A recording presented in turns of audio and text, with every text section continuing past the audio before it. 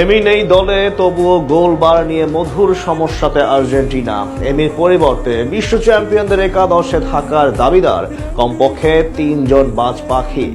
এদের মাঝে কাকে রেখে কাকে খেলাবেন স্ক্যালোনি, তা নিয়ে পড়েছেন বিপাকে।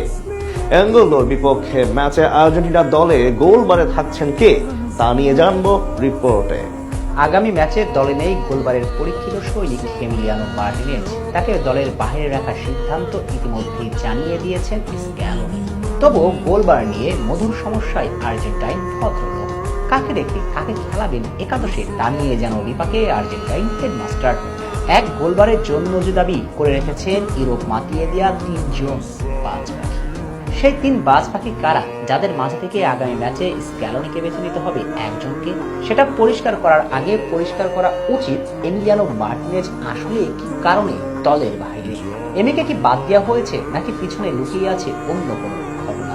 আর্জেন্টিনার একের পর এক সাফল্য আসার পর থেকে ফুটবল পাড়ায় একটা কথা খুব করে প্রচলিত আছে, সবার ফুটবলীয় দর্শন, ধ্যান, জ্ঞান, চিন্তার জগৎ যেখানে শেষ হয়, ঠিক সেখান থেকেই শুরু করেন আর্জেন্টাইন বস লিওনেল স্ক্যালোনি।